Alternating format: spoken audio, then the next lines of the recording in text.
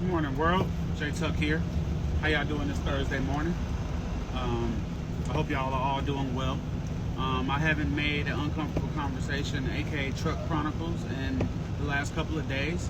And the reason is because I just kind of needed to unplug, get my mind right. I needed to digest and really process everything that was going on in the world. And I had to be okay in order to continue to make these videos. So I had some time to process and I had some time to think. So today I wanted to come to you and talk to you about an uncomfortable conversation that I've known about for a long time, and I want to shed some light on it because it's time to bring awareness to it, and this is just another way on how America or these big companies are playing in our faces. And this is something that hurts me dearly because this is one of my favorite movies. I'm a big Marvel head. I love these people. So yeah, like I already said, I want to talk to you guys about Marvel a little bit. So growing up, I was a big Marvel head. I know as kids, it was either Marvel or DC, or some people enjoy both, but I tend to stick with Marvel. Marvel was my whole childhood and my upbringing. Until when I got to become a teenager, I started to realize and notice a few different things that were a little disturbing and alarming to me when it came to like how Marvel made movies and how they took care of their people. So first things first, I want to bring awareness to Anthony Mackie. You guys probably know him. He's been in a plethora, a gang of movies, 8 Mile. He was Clarence. Clarence's parents had a real good marriage. He said something at Comic-Con that really that really got my attention rising just on what I forgot about Marvel and about how dirty they did a couple of other characters that I was a fan of. Anthony Mackie started to talk about how during Comic-Con he had just had a huge trailer for the Winter Soldier, and I've watched the whole entire Winter Soldier. It was amazing. I liked it. Anthony Mackie, if y'all haven't seen it, it's some great scenes in that movie. I'm actually going to do a clip from that movie. It was amazing.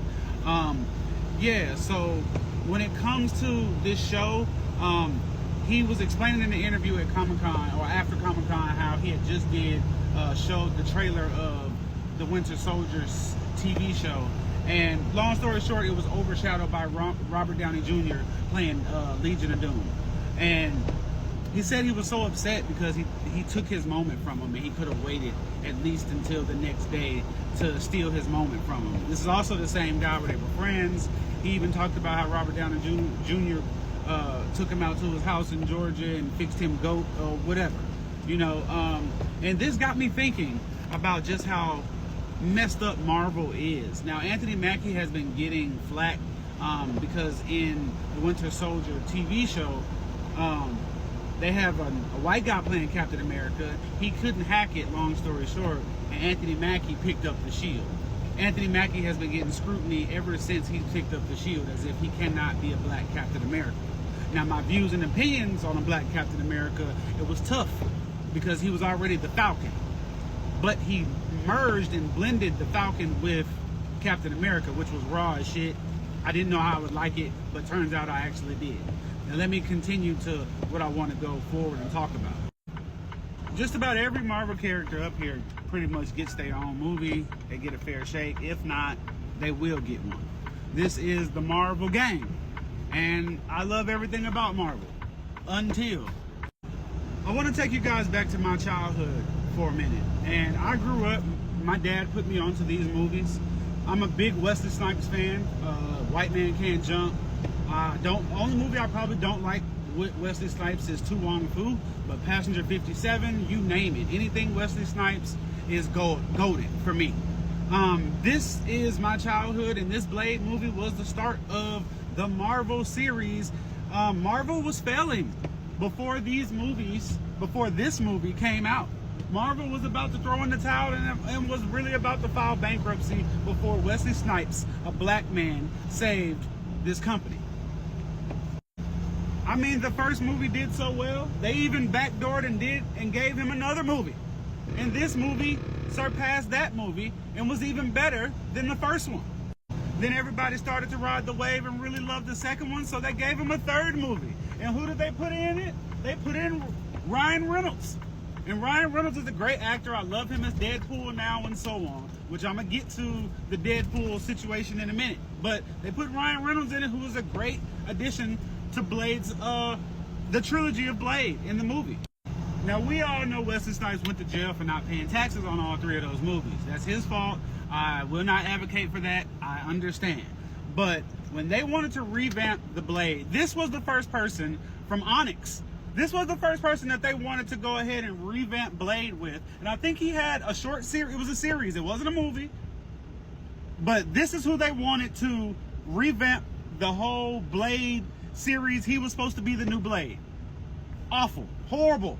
I tried to watch 1 episode. I think they came out with a pilot. It got canceled. Boom. Then they backdoor and they try to put in Mahershala Ali for the trailer.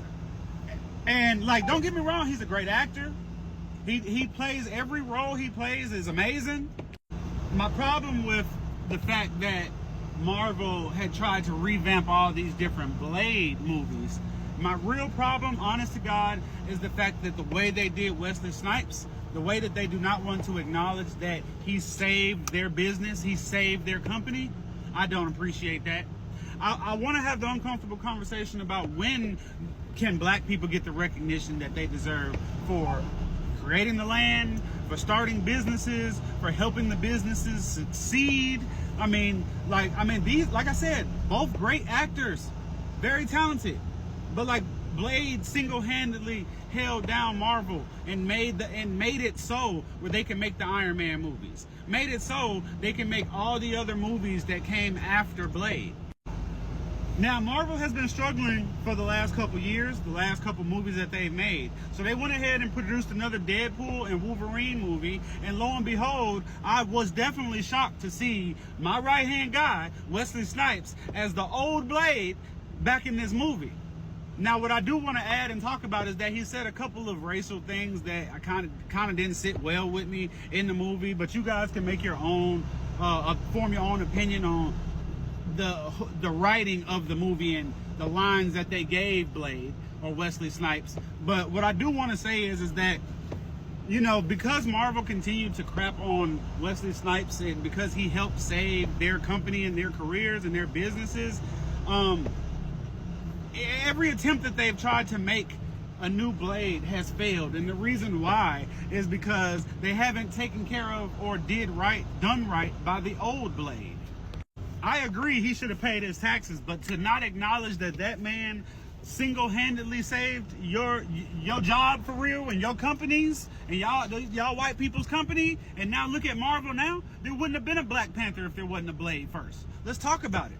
There wouldn't have been all the Iron Mans, and I loved every Iron Man, Robert Downey Jr., don't get it twisted. There wouldn't have been the Spider-Man movies without Blade, man. Y'all gotta start, when can we start giving respect to the people that came before all of the new shit? Before, when everybody was on top, man. This man, now I get it, like I keep saying, he should have paid his damn taxes. Maybe he would have got the recognition. But let's have this uncomfortable conversation and let's bring it to light that without these Blade movies, without these Blade movies, none of these other Marvel wouldn't even exist. DC would be wiping the floor with them, making all TVs and shows right now. It's the truth. It is really the truth. I want to bring awareness to the fact that Wesley Snipes was one of the first black superheroes to hit the box office. I know about Blank Man and Meteor Man. We also got to pay homage to those two as well. A lot of people don't remember those, but Damon Wayans and Robert Townsend with Meteor Man. Honestly, I grew up on watching these black superheroes. Let's have an uncomfortable conversation and let's put the pressure on them back, on these people's back and these big companies to make more black superheroes. What about Static Shock? Y'all remember Static Shock, the superhero TV show? That was amazing. I used to rush home. I'd wake up in the morning to Saturday morning cartoons and really watch that forever. Come on, man. I just want to bring some awareness and have this uncomfortable conversation.